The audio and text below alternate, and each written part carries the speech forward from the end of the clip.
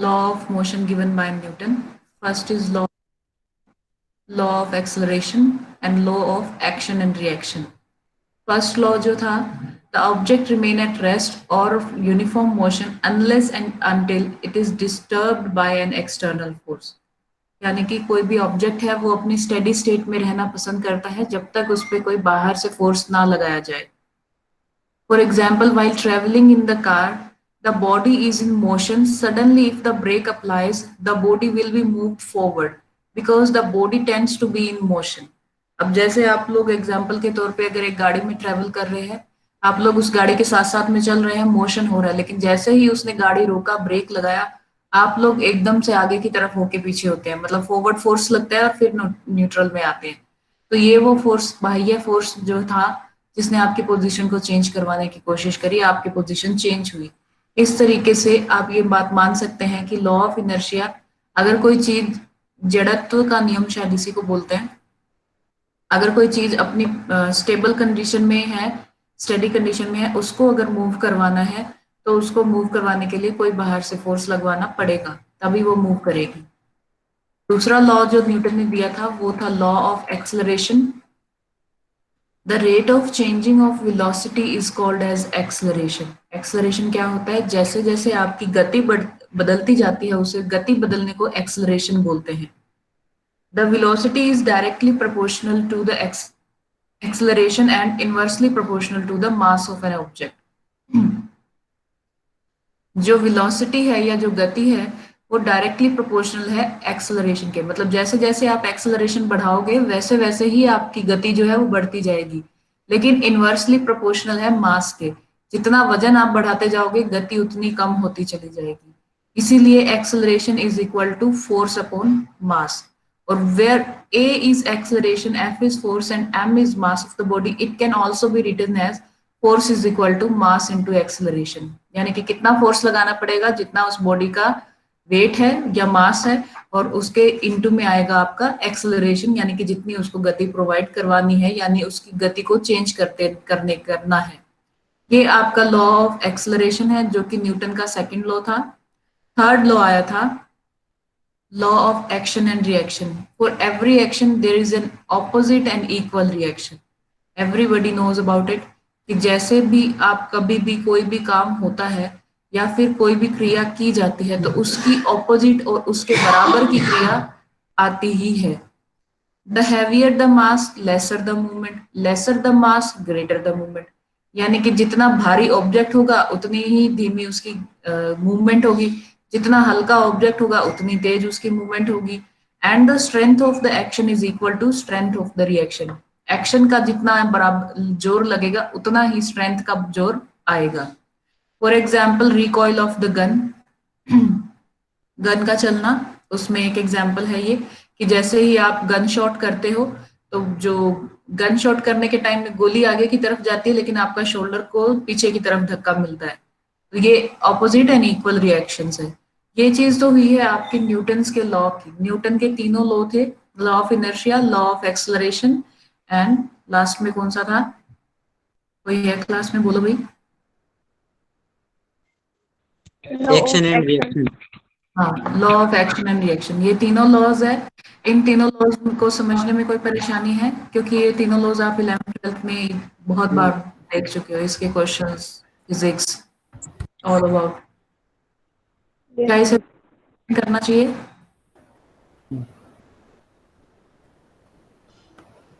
हाँ या ना? और एक्सप्लेन करूँ या इतने से काम चल जाएगा लॉ ऑफ न्यूटन्स लॉ के लिए? चल जाएगा। हाँ, क्योंकि ये पहले से मेरे ख्याल से आप लोग पढ़ चुके हैं 11th 12th में, इसी को तो चलता ही है। तो लॉ, न्यूटन्स लॉ हो गया। अब आगे जो चीजें देख रहे हो वो भी चीजें आपकी 12th में पढ़ी हुई है। पुली, पुली भी पढ़ा हुआ है। पुली क्या होता है हम लोग ये रिकैप्चुलेट कर रहे हैं। Pulley is a groove wheel which moves around an axis and the rope और the iron cable passing through the groove and the two category of pulley are seen as under.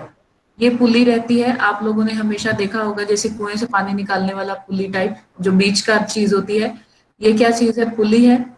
इसमें एक तरफ रस्सी लगी हुई है जिससे वो वजन खींचते रहते हैं, और ये इसका लोहे का बना होता है जिसके सराउंडिंग जो रस्सी आगे जाती रहती है। ये पुली है, ये किसी चीज के अंदर ये फ्रिक्शन कम कर देती है। कोई भी चीज अगर ऊपर खींचनी है या नीचे डालनी है तो ये उसके काम को हल्का बना देती है, इसलिए ये यूज की जाती है। यस और मैम। पुली जो है दो तरीके की होती है, एक वो जो फिक्स्ड है और दूसरी वो जो मूवेबल है। जैसे आप फर्स्ट मूवेबल। फर्स्ट पिक्चर में देख रहे हो, फर्स्ट पिक्चर वाली क्या है, फिक्स टाइप की पुली है। आप ऊपर देखोगे ये फिक्स हो चुकी है, और उसके बाद में एक तरफ आप फोर्स लगाते हो, दूसरी तरफ रेजिस्टेंस है क्योंकि वेट दे रखा है। और मूवेबल पुली देखो आप, ये दो टाइप की दोनों पुली लगा रखी, इवन दो आपको ऐसे लग रहा होगा कि ये भी यहाँ से फिक्स्ड है, बट ये जो रोटेशन है ये यहाँ से रस्सी कलेक्ट कर लेती है और फिर उसको छोड़ भी देती है, तो ये मूवेबल टाइप की है। अब पहले देखते हैं फिक्स्ड पुली क्या है। The pulley is attached to the fixed point and the fixed pulley is acting as the first order lever. Now connect with the previous one कि first order lever में क्या था, फल्क्रम बीच में था, resistance और effort arm दोनों side में थे। दोनों। पुली को अगर आप देखते हो, पुली इज अटैच्ड, एक सिंगल पॉइंट से अगर वो अटैच्ड होगी और फिर उसके बाद में वो मूव कर रही होगी, तो मूव करने वाला जो पार्ट होगा जिसके सराउंडिंग वो मूव कर रही होगी वो फल्क्रम होगा, जहां से उसको फोर्स मिल रहा होगा वो उसका एफर्ट आर्म होगा, जो उसको रोक रहा होगा या बॉडी वेट काम कर रहा होगा या फिर उसने कोई चीज उठा रखी होगी बकेट या कुछ भी, तो वो उसके लिए रेजिस्टेंस का काम करेगा। तो जो फिक्स टाइप की पुली है वो फर्स्ट ऑर्डर लीवर की तरह काम कर रही है, जहां पे the weight is on one side and effort is on another side and the fixed point is axis is fulcrum। ठीक है, ये फर्स्ट ऑर्डर बन गया। This type of pulley is used to alter the direction of the force by which the resistance or traction can be applied to the body part। इस तरीके की पुली को use करने से आपको क्या मदद मिलती है कि आप किसी भी तरीके की डायरेक्शन चेंज कर सकते हो, आप उसके साथ में चेंज करके रेजिस्टेंस चेंज करके बॉडी पार्ट पे कोई भी एक मूवमेंट लेकर आ सकते हो। फॉर एग्जाम्पल lateral में, जस्ट अ मिनट,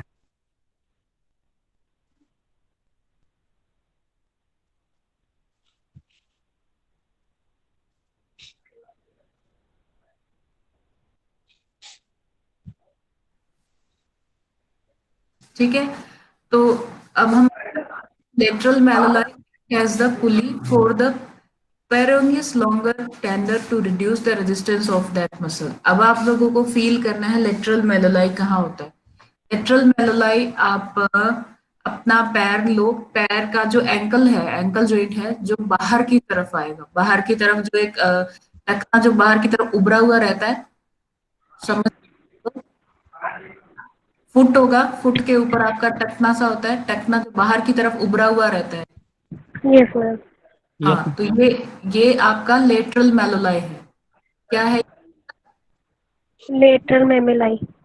लेटरल मेलोलाई? इसको अगर सिंगल के बारे में बात कर रहे हैं, दोनों तरफ होते हैं लेटरल और मीडियल, तो इसको मेलोलस बोलते हैं। और लेटरल मेलोलस और मीडियल मेलोलस, जो बॉडी के अंदर की तरफ होगा वो मीडियल मेलोलस, और जो बॉडी के बाहर की तरफ होगा वो लेटरल मेलोलस। लेट। अब आप देखो कि lateral malleolus act as a pulley for the peroneus longus tendon. ये पेरोनियस लॉन्गर टेंडन, जैसे आपकी मसल्स ऊपर से आती है वैसे आपके टेंडन भी ऊपर से आते हैं, ये इसका रेजिस्टिंग फोर्स कम करवाता है। ये इधर देखो, ये रहा, दिखा, ये आपका मेलोलस है। यस। अब पैर के अंदर जो वेट आ रहा है वो तो रेजिस्टेंस प्रोवाइड करवाएगा, ऑफ कोर्स सी बात है। और यहाँ पे जो मसल्स हैं लॉन्गर टेंडनाई, तो वो उस टेंडन पेरोनियस जो टेंडन है लॉन्गेस्ट, उसको फोर्स फुल्ली प्रोवाइड करवाएगा। दोनों तरफ ये बीच में आ गया, एक्सिस बीच में आ गया, यानी कि फल्क्रम बीच में आ गया, रेजिस्टेंस आगे रह गया, फोर्स पीछे रह गया। तो ये फर्स्ट ऑर्डर लीवर की मूवमेंट बनी कि नहीं बनी? और ये कौन सी मूवमेंट कल आपको बनाने के लिए बोली थी कि आप लोग अपने पैरों पे खड़े हों और आप आगे पीछे करके देखें। उस टाइम में आपने वेट कहाँ पर दिया था? उस पे दिया था, ठीक है। दूसरा है movable pulley. One end of the rope is attached to the fixed point and other end is passed through the fixed pulley. The movable pulley is attached in between the fixed point and the fixed pulley. The movable act like the second order lever। Picture में आ जाओ, देखो एक and इसका fix है, दूसरा and fixed pulley है, और ये तीसरी क्या है, खुली चीज है, ये क्या है, मूवेबल पुली है, जिसको मूव करना है। अब ये जो मूव करने वाली पुली है, the movable pulley attached in between the fixed point and fixed pulley. The movable pulley act like a second order lever. Second order liver के अंदर कौन सी चीज बीच में आ जाएगी, कल वाली क्लास से बताएं भाई। Resistance. आएगा, Resistance. ठीक है, मान लिया रेजिस्टेंस बीच में आ जाएगा, तो एफर्ट और फलक्रम दोनों अलग अलग साइड में चले जाएंगे। Generally second order liver will have the mechanical advantage, this movable pulley reduce the restriction force into half. ये रेस्ट्रिक्शन का जो फोर्स आने वाला था, जो मूवमेंट को कैरी नहीं होने देता, उसको 50% तक रिड्यूस कर देता है। There is no second order lever in the human body. Human body के अंदर सेकेंड ऑर्डर लीवर के लिए कोई खास एग्जाम्पल है नहीं। This type of pulley is used in suspension therapy unit which makes easy to lift the body part. ये आपकी एक आगे की क्लासेस के अंदर आएगा। सस्पेंशन थेरेपी एक थेरेपी है जिसमें इसका इस्तेमाल किया जाता है। और कैसे किया जाता है, जैसे कि वहां पर एक ऊपर जाली बना दी जाती है, नीचे बेड लगा दिया जाता है, जाली में से रस्सी निकालकर आपके बॉडी पार्ट लटका दिया जाता है। अब लटकाने के बाद में उसमें मूवमेंट करवाई जाती है और उसके बीच में पुली लगा दी जाती है, जिससे क्या होता है कि वजन सारा का सारा रस्सी पे रहता है। पेशेंट जो थेरेपिस्ट है उसके पास में वजन नहीं रहता और उसमें मूवमेंट क्रिएट करवाई जाती है, ताकि मसल जो है वो अपना एक्शन भूल चुकी है उसको वो रिटर्न हो जाए, याद हो जाए। इस टाइम के अंदर आप सस्पेंशन थेरेपी में पुली यूज कर सकते हैं और वहां पर वो सेकेंड ऑर्डर लेवल परफॉर्म हो सकता है। This reduces the restricted force to half and easy lifting the body part. इससे बॉडी पार्ट को ऊपर उठाना और उसके अंदर जो है वो 50% तक कम करवाना काम में आ सकता है। ये तो हुई है आपकी पुली की बात। अब पुली आप लोगों ने पहले भी पढ़ रखा होगा, मैंने पुली रिकैप्चुलेट इसलिए करवाया ताकि इसको आप बॉडी मैकेनिक्स के साथ में समझ सको कि आपकी बॉडी के अंदर पुली कैसे काम कर सकती है। जैसे आप अगर कोई एक्सरसाइज करना चाहते हो, आप अपना बॉडी पार्ट अगर किसी पे ऐसे मशीन पे ऐसे हैंग कर दिया, तो वो मशीन आपके हाथ को ऐसे ऐसे ऐसे करवाती रहेगी। आपके पास में वेट नहीं होगा, थेरेपिस्ट के पास में वेट नहीं होगा, पेशेंट के पास में भी वेट नहीं लगेगा, एक्सरसाइज इजीली हो जाएगी। तो ये सस्पेंशन थेरेपी के अंदर हम लोग यूज करते हैं। आप लोग जब फिजिकली क्लासेस में आएंगे देन हम प्रैक्टिकल क्लास करेंगे फिर सस्पेंशन थेरेपी के लिए। सारे बॉडी पार्ट्स के बारे में बताया जाएगा कि कैसे आप कौन से बॉडी पार्ट को यहाँ पर हैंग कर सकते हैं यानी कि लटका सकते हैं, और फिर कौन कौन से मूवमेंट आप इसमें लेकर आ सकते हैं। इसलिए हमने पुली को पढ़ा क्योंकि उसमें वहां पर पुली यूज होती है और पुली का रोल भी उसमें डिस्प्ले होता है कि अगर पुली नहीं होता तो आपकी मूवमेंट इतना स्मूथ नहीं आ सकती थी जितना अब आ रही है। स्पीड, वर्क और पावर, ये तीनों चीजें भी आप लोग 12th में पढ़ चुके हैं, रिकैप्चुलेट कर रही हूँ। Speed is the rate at which the object move. Speed क्या है, जिससे ऑब्जेक्ट मूव करता है, जितनी अमाउंट ऑफ ऑब्जेक्ट मूव करता है। जैसे स्पीड आप लोग मेजर करते हो कि 12 किलोमीटर प्रति घंटा की रफ्तार से चलती है, मेरी गाड़ी तो एवरेज देती है 40 किलोमीटर पर आवर, या ऐसे जो भी आप लेते हो। तो स्पीड क्या है, जिस गति से ऑब्जेक्ट चल रहा है। It does not take in account of the direction. यहाँ पर डायरेक्शन का कोई मतलब नहीं है क्योंकि मैंने सिग्निफाई नहीं किया, मैंने सिर्फ ये बोला 12 किलोमीटर की रफ्तार से चल रही है, चल रही है। अब ये नहीं पता ईस्ट में चल रही है, वेस्ट में चल रही है, नॉर्थ में चल रही है, किधर भी चले डायरेक्शन का कोई काम नहीं है, बस वो इतनी गति से चल रही है। Normal speed of an object में very depends on the hurdle it passes. आपकी जो नॉर्मल स्पीड है वो जगह जगह पर तरह तरह पे बदलती है। कैसे, जैसे आप एक स्मूथ सरफेस यानी कि अपने घर के आंगन में चल रहे हो, आपकी स्पीड अलग है। तो ग्राउंड में चलने को बोला, आपकी स्पीड अलग है। आपको मिट्टी में चलने के लिए बोला, आपकी स्पीड अलग है। आपको पथरीले रास्ते पे चलने के लिए बोला, आपकी स्पीड अलग है। अगर आपको इंक्लाइन प्लेन में बोला, जैसे पहाड़ियों पे चढ़ने का बोला, तो आपकी स्पीड अलग है। स्पीड जो है वो हमेशा बदलती रहती है, जैसा ही उसको सरफेस मिलता है उसके अकॉर्डिंग वो बदल जाती है। यानी जैसी जैसी उसके सामने मुश्किलें आएंगी, हर्डल्स आएंगे, वैसे वैसे आपकी स्पीड जो है बदलती चली जाएगी। The speed of an object moving in one plane may vary between each and every particular distance.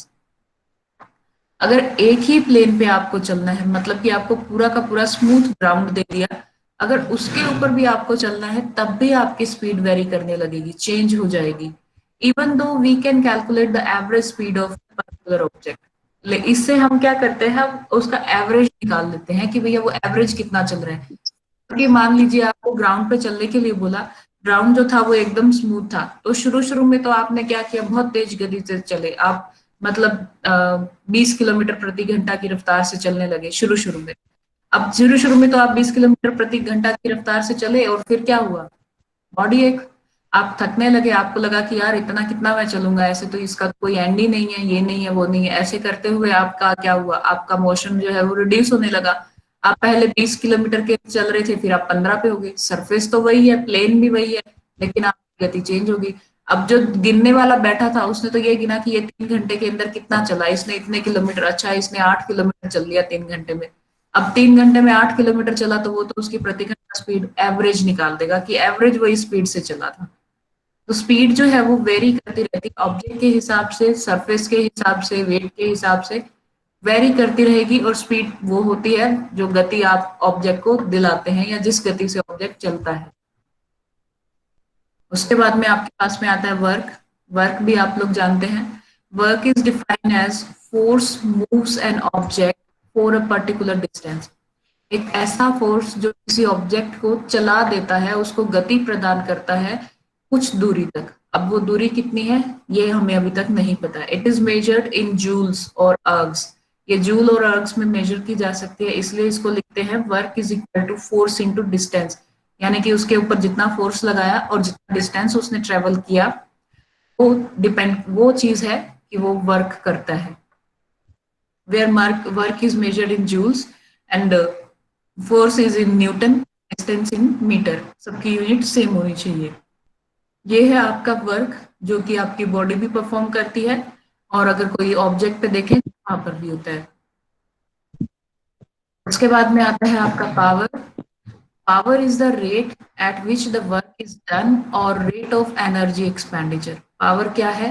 Power वो चीज है जहां पर जितना उसको वर्क करने के लिए एनर्जी देनी पड़ी, उसने कितनी पावर से काम किया, यानी कि काम करने के लिए जो क्षमता चाहिए वो पावर है। और rate of energy expenditure is equal to power, यानी कि कितनी एनर्जी उसने खर्च करी वो उसके बराबर में आएगा पावर के। इसलिए पावर को लिखा जाता है power is equal to work into direction, यानी कि कैसे उसने काम किया और कितनी गति में उसने काम किया। यहाँ पे आपका वर्क जो है जूल्स में होगा और ड्यूरेशन जो होगी वो सेकंड में होगी। उसके बाद में आता है आपके पास में elasticity. Elasticity is the capacity of regaining its original form after releasing the force exerted on it। यानी कि कोई भी एक ऑब्जेक्ट जिस पे हमने फोर्स लगाया और उसको खींच के इतना लंबा कर दिया, फोर्स छोड़ने के बाद में वो वापस अपनी शेप में आती है। और अपनी शेप में वो कितना परसेंट आ सकती है वो उसकी इलास्टिसिटी है। कोई भी ऑब्जेक्ट या कोई भी स्प्रिंग भी ले लो, वो भी 100% अपनी शेप के अंदर नहीं आ सकता। 99.99 भी आ जाएगा लेकिन 100% नहीं आ पाएगा। लेकिन जो उसका ओरिजिनल शेप में आने की टेंडेंसी है वो उसका इलास्टिसिटी कहलाता है। क्या होता है इलास्टिसिटी? कि अगर आप किसी चीज को खींचते हैं पूरा दूर तक और फिर छोड़ देते हैं, फिर वो वापस अपनी स्टेज पे आ जाती है, और वो कितना उस स्टेज को एक्वायर कर पाती है, वापस से वो कितना उसी फॉर्म में आ पाती है, वो कहलाता है आपका इलास्टिसिटी। जैसे कि स्प्रिंग, इलास्टिक रबर, सॉर्बो रबर, ये आपके एग्जाम्पल है। इसमें आपका हुक्स लॉ काम करता है, जो ये कहता है the stress and strains are directly proportional to each other. कितना स्ट्रेस और कितना स्ट्रेन आया, दोनों एक बराबर, मतलब इनवर्ट डायरेक्टली प्रोपोर्शनल है। जैसे जैसे आपका स्ट्रेस बढ़ेगा वैसे वैसे स्ट्रेन बढ़ेगा, जैसे जैसे स्ट्रेन कम होगा वैसे वैसे स्ट्रेस कम हो जाएगा। ये तो बात हुई है आपकी इलास्टिसिटी की। और उसके बाद में आता है आपके पास में स्प्रिंग। ये स्प्रिंग भी आप लोग जानते हैं इसे भी। Springs are used to assist और resist the movement in exercise therapy. हम लोग एक्सरसाइज थेरेपी में स्प्रिंग का बहुत यूज करते हैं, क्योंकि अगर कोई बॉडी पार्ट हैंग करके छोड़ना है तब भी हम वहाँ पे स्प्रिंग लगा देते हैं, या फिर हमें फिंगर की कोई मूवमेंट करवानी है तो एक होल्डर आता है उसमें स्प्रिंग लगा होता है, तो वो टाइट होता है तो उसको बार बार करने से फिंगर की फ्लेक्सर मूवमेंट इंप्रूव हो जाती है। तो हम लोग ये यूज करते हैं स्प्रिंग्स को। Sometime it is used for passive mechanical stretching of the soft tissue। Soft tissue की stretching के लिए यूज होता है। One end of the spring is attached in the beam, another end is elongated by the force। एक and से यहाँ पे 4 spring लगे रहते हैं। अब चारों स्प्रिंग पे एक एक उंगली मैंने लगा ली और फिर मैं उसको खींच रही हूँ, छोड़ रही हूँ, खींच रही हूँ, छोड़ रही हूँ, तो ये मेरे हाथ की एक्सरसाइज हो रही है, स्प्रिंग वहां पर फिक्स्ड है। ऐसी मशीन आपके यहाँ, आप जब लोग डिपार्टमेंट में आएंगे आप लोगों को देखने को मिलेगी, ये चीजें यूज होती है। एग्जाम्पल क्या है? 20 labs, 40 labs, 50 labs, 75 labs. The 20 lab spring needs the 20 labs of force elongate. जैसे उसमें अलग अलग फोर्स की अलग अलग मोटाई की स्प्रिंग यूज की जाती है। जो पतली और छोटी होती है वो तो थोड़े से फोर्स से भी खुल जाती है, जो मोटी और बड़ी होती है वो ज्यादा फोर्स लगाने से खुलती है। तो ये डिपेंड करता है कि आपने किस तरीके की स्प्रिंग यूज की है जिसमें वो कितना फोर्स लगाएगा। According to the pounds of the spring, it required the force to elongate it. यहाँ पे आप जितना फोर्स उस स्प्रिंग को लगाते हैं उतना ही फोर्स से वो लंबाई में आती है। स्प्रिंग इज पैरेलल और सीरीज, दो तरीके से स्प्रिंग की जो सेटिंग होती है वो की जाती है। ये आप देख सकते हो, ये दो स्प्रिंग है, दोनों एक दूसरे के पैरेलल में लगा दी गई है। ठीक है, दिख रहा है ये आपको एक स्प्रिंग और ये दूसरा स्प्रिंग, और ये एक जो है इसको आपने सीरीज में लगा दी। ये एक स्प्रिंग यहाँ खत्म होती है और यहीं से दूसरी स्प्रिंग शुरू होती है। ये दोनों स्प्रिंग एक साथ में सीरीज में लगा दी गई है। इस तरीके से आपकी स्प्रिंग की अरेंजमेंट जो है दोनों तरीके से हो सकती है। If the two springs are used in parallel manner, the weight of the spring are added and it requires the sum of spring force to produce the maximum elongation. यहाँ पे अगर दोनों स्प्रिंग एक ही डायरेक्शन में, एक ही दोनों spring ऐसे लंबाई में लटक गए पैरेलली, उसको नीचे खींचने के लिए ज्यादा अमाउंट ऑफ फोर्स लगाना पड़ेगा, कम अमाउंट ऑफ फोर्स से काम नहीं चलेगा। लेकिन वहीं पे अगर to springs are added in a series manner, that is equal to single spring, and the effort to elongate them is the sum of two spring divided by 2. यहाँ पे आपको उतना फोर्स नहीं लगाना पड़ेगा क्योंकि वो दोनों स्प्रिंग जो है वो एक के साथ में एक नीचे आ गया, तो एक को जितना नीचे आप खींचोगे दूसरा अपने आप नीचे आ जाएगा। तो इसमें उतना फोर्स नहीं लगाना पड़ा जितना कि आपको पैरेलल मैनर में लगाना पड़ेगा। ठीक है, तो कल हम लोग एनर्जी से देखेंगे, आज हमने स्प्रिंग तक का देख लिया है। आप लोग इसको रिकैप्चुलेट कर लीजिएगा ताकि याद रहेगा और कुछ भूलेगा नहीं। कोई डाउट है तो पूछो।